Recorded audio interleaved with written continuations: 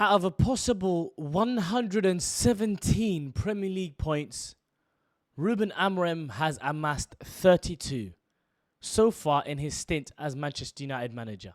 And United have just lost 3-1 to Brentford away from home. Deservedly, by the way.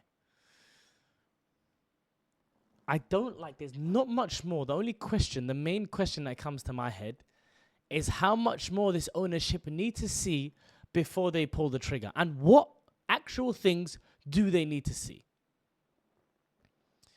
If I was an owner of that football club there and I was watching that performance, it told me two major things. These players don't want to play football. They're not here to play football. It's the reality of it. They do not want to play intense, high level. There was 7 days, a whole week's preparation, where a coach and his squad have some of the best facilities in the world, and that is the product of it. The product of Manchester United Football Club, their first team coach, training with the team for a week, is he comes out in the press conference and they ask him, what do you expect from your team next week? He said, I'm the manager and I don't know. What are we doing here? What are we all doing here? What is the purpose of this then? Pack it up. And it isn't just about Amorim. These players are pretenders. A whole lot of pretenders from back to front. 5, maybe 6 out of this 25-man squad I'd keep. The rest could all go tomorrow. I would not bat an eyelid.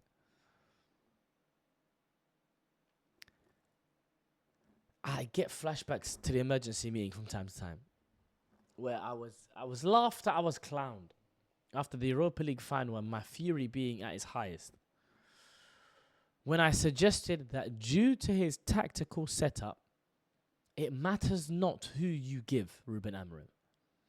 The argument we heard, right, through the summer, just give him a season with his players. Don't give him his players. Don't do it. Do not give him his players. Whoever his players are, he'll ruin them too.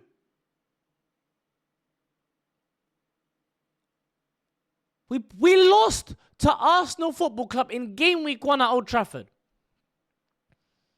Maybe the second time in 20 years we've lost at Old Trafford to Arsenal. United fans were celebrating. United fans celebrated. Wow, look at the way we played against us. Signs of progress. We're moving forward. Bollocks. Utter bollocks. It's genuinely not been good enough for so long. I repeat, 32 out of a potential 117 points that you can collect. 32 of them Amorim has collected so far at Manchester United. Do you know what the most concerning thing is? I don't think he gets sacked. I genuinely don't think he gets sacked. And I don't think he walks either. Another proof of another football club having higher standards than Manchester United. West Ham just sacked Graham Potter. Graham Potter also took over towards the end of the season at West Ham. In the middle of the season, while the games are still going on, he took over. West Ham didn't think, let's give him his players. It's not good enough, off you go. Stop getting sentimental. I say that as someone that's sentimental. I am someone that has backed managers off the back of being sentimental. I've done that in me.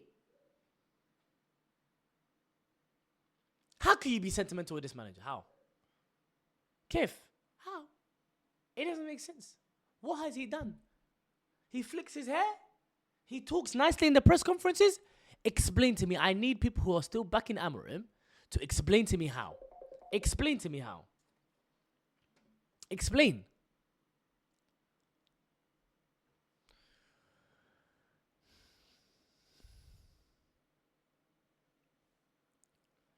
I said this well. I remember speaking at the last YouTube video that I posted. I said, genuinely, forget everything else. I'm concerned about the next fixtures. United fans are talking about building momentum. I'm concerned about the next fixtures that we have. And I spoke about the Brentford game and I said, Brentford just gave Chelsea a game. People said, we just beat Chelsea. We didn't beat Chelsea. Robert Sanchez beat Chelsea for us. Let's make this very, very clear, guys.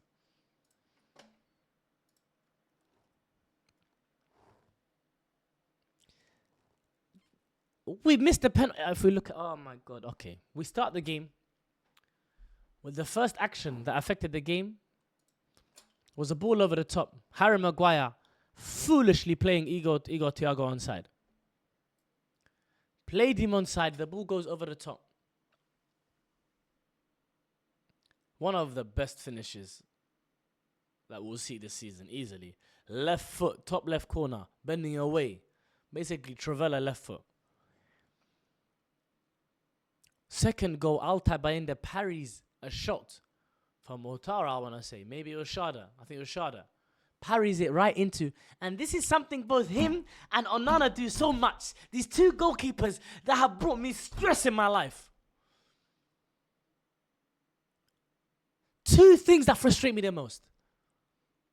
Their lack of backbone and cojones in aerial situations, and the fact that they parry shots into more dangerous positions. The purpose of saving a shot in a football match is to make things safe for your team. When Altay Bayindir saves a shot, it becomes more dangerous for his team. Right into the path of Igor Thiago. And he scores. Even the second shot that Thiago shoots, it still goes through his hands.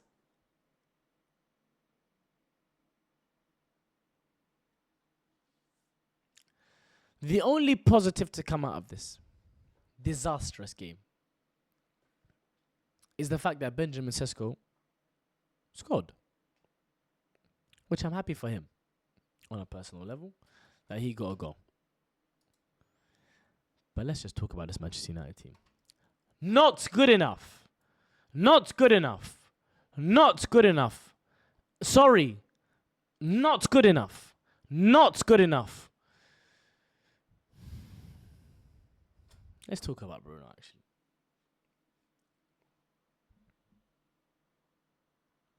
The first job, as soon as you walk into a coaching job, should be looking around.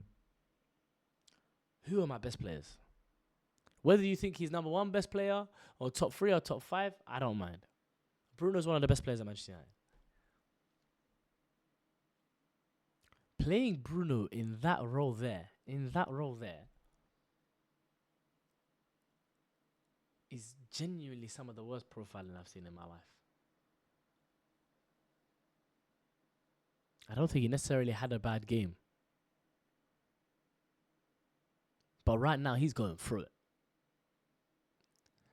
And when I see, one of the major issues I see in this team is a lack of leadership. I want to highlight Jordan Henderson. Jordan Henderson has been mocked in the past, right? For his basic struggles technically and all this kind of stuff. And even because, of what I'm about to mention here. But one thing that you can always get from Jordan Henderson is he holds his players to account. Accountability is present within the squad when Jordan Henderson is present. Someone's going to get a bollocking. You're going to hear him.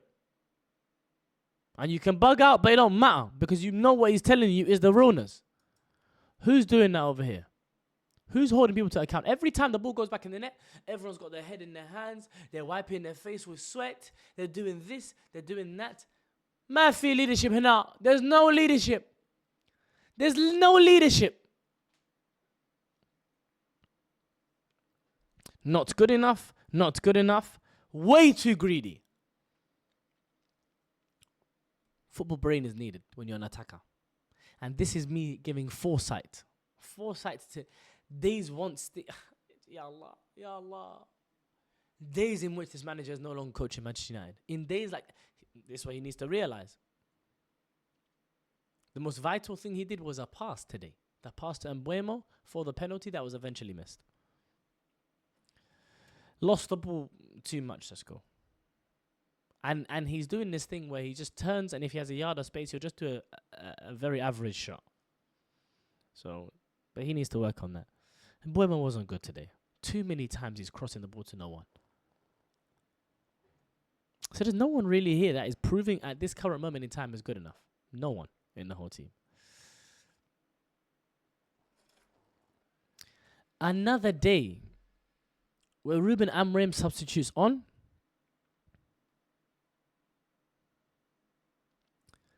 In another day, Ruben Amorim substitutes on the defender. Why does he keep substituting on defenders? There's a stat about it. Give me a second.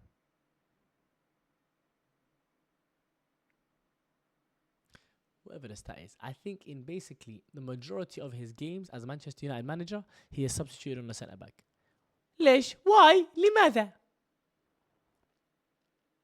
What does it benefit you, brother? You're 2-1 down, you're chasing the game, you bring on a centre-back almost every time. And Kobe got more than 2 minutes. Alhamdulillah. Mason Mount and Xerxes came on the pitch as well.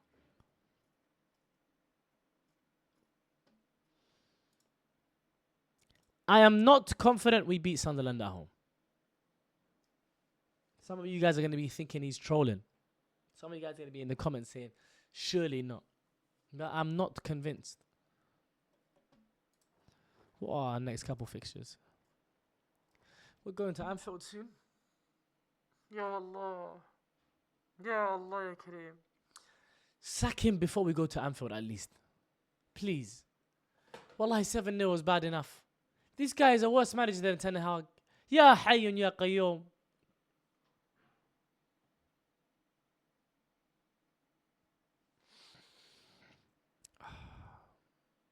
We have Sunderland next, then Liverpool, then Brighton. I think Brighton can beat us. I think Forest can beat us. I think Spurs can beat us. I think Everton can beat us. I think Palace will beat us at Selhurst Park. At what point do you say enough is enough? Let me know what you guys think down in the comments down below, man. It's been your boy Abs. It's been depressing. But I'll catch you guys next time.